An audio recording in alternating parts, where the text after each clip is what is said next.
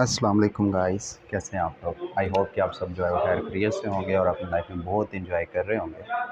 हमारा जो अभी टॉपिक है वो है identification of functional group. Identification of functional group. Identification of functional group जो है ये हमारा प्रैक्टिकल का पार्ट है, पोर्शन है, और ये 8 नंबर का क्वेश्चन जो है वो आता है। और हमने जो आइडेंटिफिकेशन करनी है फंक्शनल ग्रुप की वो हमारे 3 है। ठीक है, एक तो हमारा कार्बोक्सिलिक ग्रुप है, पहला कार्बोक्सिलिक ग्रुप है, फिर फिनोल है, और तीसरा जो है वो हमारा एल्डिहाइड है। इन तीन की हमने जो है वो आइडेंटिफिकेशन करनी है। तो इन तीन को भी याद करना कोई बहुत बड़ा जो है वो डिफ़िकल्ट काम नहीं है। सिंपली आपको जो है वो कुछ टेस्ट जो हैं वो याद करने हैं। इनके फंक्शनल टेस्ट जो हैं, जो कंफर्मेटरी टेस्ट हैं, वो आपने याद करने हैं। वो तो बड़े ईजी हैं, तो उनको आपने याद करना है। इसके साथ कुछ जो हैं वो कंपलसरी टेस्ट हैं, वो आपने हर एक के लिए लिखने हैं।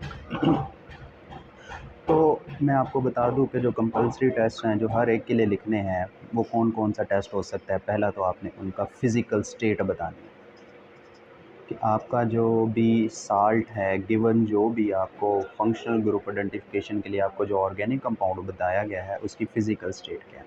अब फ़िज़िकल स्टेट में क्या आएगा कि वो क्रिस्टलाइन फॉर्म में है या नॉन क्रिस्टलाइन फॉर्म में है, लिक्विड स्टेट में है या कोई है, उसका कलर क्या है, ओडोर क्या है, ये उसकी फ़िज़िकल स्टेट में आएगा। दूसरा टेस्ट जो आपने लिखना है वो है सॉल्युबिलिटी टेस्ट। ठीक है, तो सॉल्युबिलिटी टेस्ट में आपने 2 तरह से ये टेस्ट करना है कि आपने अपने ऑर्गेनिक कंपाउंड को वाटर में डिज़ोल्व करना है, और या तो वो वाटर में डिज़ोल्व होगा, और अगर डिज़ोल्व हो रहा है तो वो वाटर सॉल्युबल है, और अगर नहीं होगा तो वो किसी ऑर्गेनिक आप सॉल्वेंट ले लेंगे। ठीक है, तो आपको 2 तरह से इसका सॉल्युबिलिटी टेस्ट करना है। थर्ड जो टेस्ट आपने करना है वो आपने टेस्ट करना है भई, वो टेस्ट जो है वो है आपका जी लिटमस टेस्ट। ठीक है, लिटमस टेस्ट क्या है कि आपने लिटमस सॉल्यूशन जो है वो लैब्स में प्रेजेंट होता है, तो आपने लिटमस सॉल्यूशन ऐड करना है, और उससे जो कलर चेंजेस आएंगे उससे आपने बता देना है कि आपका सॉल्यूशन जो है वो एसिडिक है या बेसिक है। और सबसे जो एंड टेस्ट है, आखिरी टेस्ट, जो चौथा टेस्ट जो कंपलसरी टेस्ट में आता है वो आता है अनसैचुरेशन टेस्ट। अनसैचुरेशन टेस्ट में हमने चेक करना है कि क्या उसमें डबल बॉन्ड प्रेजेंट है या नहीं है। ठीक है, अगर तो सॉल्यूशन जो है वो डीकलराइज हो जाए तो इसका तो मतलब है कि वो आपका जो है वो अनसैचुरेटेड है, और अगर कलर जो है वो डीकलराइज नहीं हो रहा तो इसका मतलब है कि आपका कंपाउंड जो ऑर्गेनिक कंपाउंड है वो क्या है, सैचुरेटेड है। तो आई होप कि आपको जो है ना वो ज़्यादा समझ जो है वो तब ही लगेगी जब हम किसी एक फंक्शनल ग्रुप के लिए टेस्ट लिखते हैं। तो सबसे पहले हमने जो है करना है वो है कार्बोक्सिलिक ग्रुप के लिए करना है। ठीक है, इसके लिए करना है कार्बोक्सिलिक ग्रुप के लिए करना है। तो कार्बोक्सिलिक ग्रुप क्या है, COOH, ये क्या है, कार्बोक्सिलिक ग्रुप है। तो सबसे पहले आपने क्या करना है, 3 लाइनें लगानी है आपने अपनी नोटबुक के ऊपर। ठीक है, यहाँ आपने जो है वो लिखना है एक्सपेरिमेंट, यहाँ आपने क्या लिखना है, ऑब्जर्वेशन, और लास्ट पे आपने क्या लिखना है, इन्फेरेंस। ठीक है जी, ये 3 जो हैं आपने पहले जो है इसमें ब्लॉक्स बना लिए। ठीक है, जब आपने ब्लॉक्स बना लिए तो फिर आपने क्या करने हैं, टेस्ट करना है। सबसे पहला टेस्ट मैंने बताया है कि आपने फ़िज़िकल स्टेट, ठीक है, आप हेडिंग ही देंगे, ऐसे ही फ़िज़िकल स्टेट की हेडिंग दे देंगे, और आपने फ़िज़िकल स्टेट जो है वो नोट डाउन करनी है। तो फ़िज़िकल स्टेट में आपने क्या करना है, क्या लिखना है आपने, नोट फ़िज़िकल स्टेट। ठीक है, अगर तो मेरा जो है वो गिवन जो भी सॉल्यूशन है वो कार्बोक्सिलिक एसिड है, तो ये क्रिस्टलाइन सॉलिड होगा, चाहे वो बेंजोइक एसिड है या कुछ भी है, तो वो क्या होता है, क्रिस्टलाइन होता है। ठीक है, वो क्या होगा, क्रिस्टलाइन सॉलिड होगा। बेंज ऑर्गेनिक कंपाउंड जिनमें कार्बोक्सिलिक ग्रुप अटैच है तो वो क्या होता है, क्रिस्टलाइन सॉलिड होते हैं। तो मोस्टली जो गिवन होता है हमें साल्ट, वो होता है हमारा बेंजोइक एसिड होता है। ठीक है, तो आप बोलेंगे इन्फ्रेंस में आपने क्या लिखना है कि या तो एलिफेटिक है या एक कोई एरोमेटिक है। आप लिखोगे एलिफेटिक है, आर एरोमेटिक। दोनों पॉसिबिलिटी है ना कि एलिफेटिक भी आपका हो सकता है और आपका एरोमेटिक भी हो सकता है, ये आपके लिए एसिटिक एसिड भी हो सकता है। ठीक है, तो फर्स्ट में आपने बोलना है एरोमेटिक या इस एलिफेटिक और एरोमेटिक एसिड जो है वो क्या है, प्रेजेंट है, मे बी प्रेजेंट है। दूसरा जो टेस्ट है आपका वो आपने लिखना है सॉल्युबिलिटी। सॉल्युबिलिटी आपने दो तरह से लिखनी है। ठीक है, सॉल्युबिलिटी आपने दो तरह से लिखनी है कि इसकी सॉल्युबिलिटी वाटर में भी सॉल्युबिलिटी चेक करनी है और आपने इसकी उसमें भी चेक करनी है। उससे हमें पता चल जाएगा अगर तो वो वाटर में डिज़ोल्व होगा तो वो आपका एलिफेटिक कोई भी कंपाउंड होगा, और अगर वाटर में डिज़ोल्व नहीं हो रहा तो आपका एरोमेटिक होगा। तो इसको दो तरह से करना है, आपने कहना है चेक या लिख लें जी नोट सॉल्युबिलिटी। ठीक है, सॉल्युबिलिटी आपने क्या कर ली, नोट कर ली। तो दो तरह से करेंगे, एक दफ़ा आप इसे वाटर में डिज़ोल्व करेंगे, वाटर में अगर तो हो जाए डिज़ोल्व, ठीक है, मैं कहता हूँ कि वाटर में क्या हो गया, डिज़ोल्व हो गया, तो इसका मतलब क्या है, ये आपका एलिफेटिक है। ठीक है, ये क्या है, आपका एलिफेटिक है। और कोई भी आपने ऑर्गेनिक सॉल्वेंट ले लेना है, लाइक CCl4 कार्बन टेट्राक्लोराइड, ये इजीली अवेलेबल होता है, या इसके अलावा आपके पास कोई दूसरे जो ऑर्गेनिक्स इसमें आप डिज़ोल्व करें तो इसमें जो आपके एलिफेटिक हैं वो डिज़ोल्व कोई नहीं होना, तो आप बोलेंगे कि एरोमेटिक प्रेजेंट नहीं है। ठीक है, एरोमेटिक क्या है यहाँ पर, एब्सेंट है, और प्रेजेंट कौन सा आपका, एलिफेटिक प्रेजेंट है। ठीक है, तो इसमें डिज़ोल्व नॉट लिख रहे हैं आप, इसमें ये डिज़ोल्व बिल्कुल नहीं होगा। ठीक है, ये दो टेस्ट हो गए।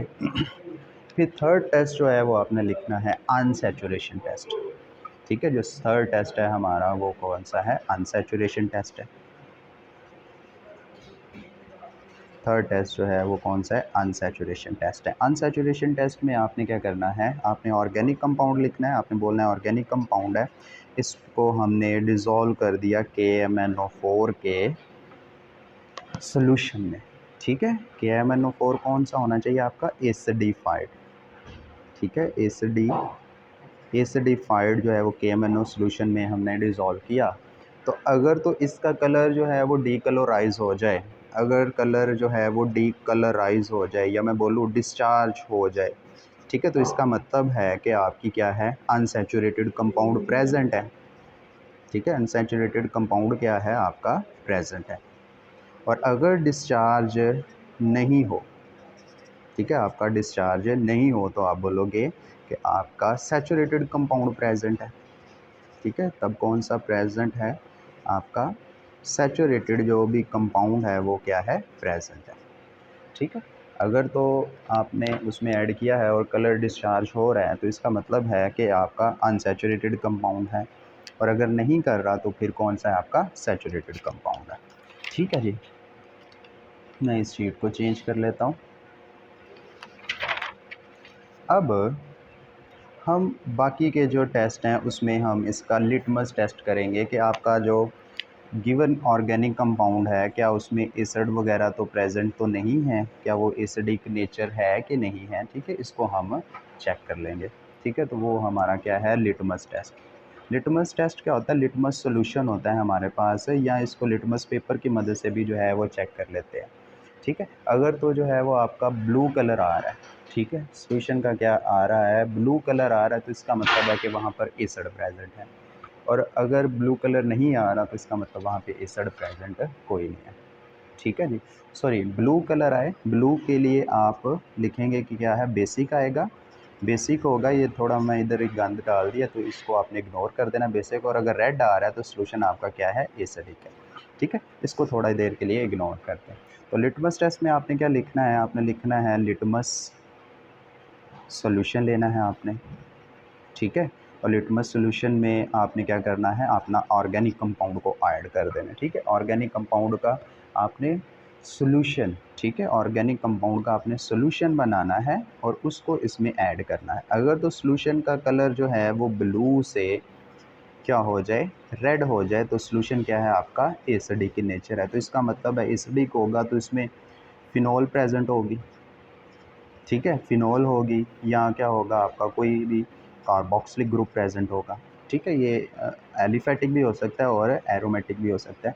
ये हम क्योंकि अब हम कर नहीं रहे हैं, तो अगर जो है वो वाटर में सॉल्युबिलिटी दे रहा है तो इसका मतलब आपका जो है वो एलिफैटिक एसिड है, और अगर CCl4 में दे रहा है तो आपका एरोमेटिक एसिड है। ठीक है, तो ये आपके 4 टेस्ट हैं जो आपने हर एक के लिए लिखने हैं। ठीक है जी। अब नेक्स्ट जो जिसकी मदद से हमने इसको आइडेंटिफाई करना है, स्पेशली क्योंकि हम कार्बोक्सिलिक एसिड के कर रहे हैं, तो आपने क्या करना है, उसका ओरिजिनल सोल्यूशन लेना है और इसको आपने सोडियम बाइकार्बोनेट में डिज़ोल्व कर देना है।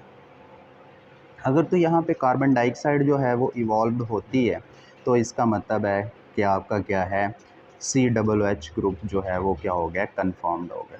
ठीक है, अब क्योंकि 8 मार्क्स हैं तो आप 2 कंफर्मेटरी टेस्ट जो है वो ज़रूर लिखते हो। दूसरा क्या लिख ले जी, एस्टर फॉर्मेशन के लिए। एस्टर फॉर्मेशन के लिए क्या करना है आपने, ठीक है, आपने क्या लेना है, मैं ये नीचे बता देता हूँ, बाद में हम जो है इसे ऊपर कर लेंगे। कि आपने क्या लेनी है, एक टेस्ट ट्यूब लेनी है। टेस्ट में आपने इसका ओरिजिनल सोल्यूशन बनाना है। ठीक है, ओरिजिनल सोल्यूशन बनाना है, इसमें आपने क्या ऐड करना है, एथेनॉल ऐड करना है। ठीक है, C2H5OH जब आप ऐड करोगे उसके बाद आपने इसमें थोड़ा सा आपने एसिड भी ऐड कर देना है, H2SO4। तो अगर तो यहाँ से फ्रूटी स्मेल जो है वो फ्रूटी स्मेल आना शुरू हो जाए तो इसका मतलब है कि एस्टर की फॉर्मेशन हो गई है, और ये क्या था, कंफर्म है कि ये आपका क्या है, एसिड है। तो दूसरा टेस्ट क्या लेंगे, एस्टेरिफिकेशन ओरिजिनल सोल्यूशन लेना है जिसमें आपने इथेनॉल ऐड की है और साथ में आपने क्या किया है, एसिड ऐड किया। ठीक है, अगर तो जो है वो फ्रूटी स्मेल जो है वो यहाँ से इवॉल्व हो तो इसका मतलब है आपका कार्बोक्सिलिक एसिड जो है वो क्या है, कन्फर्म्ड हो गया। ठीक है जी। आई होप कि आपको जो है वो फंक्शनल ग्रुप का जो फर्स्ट है, ये हमने 3 सीरीज़ में करना है, तो इसका फर्स्ट पार्ट जो है वो ये है, और बाकी जो है उनको भी हम बाद में करेंगे। ठीक है, तब तक के लिए टाटा बाय बाय।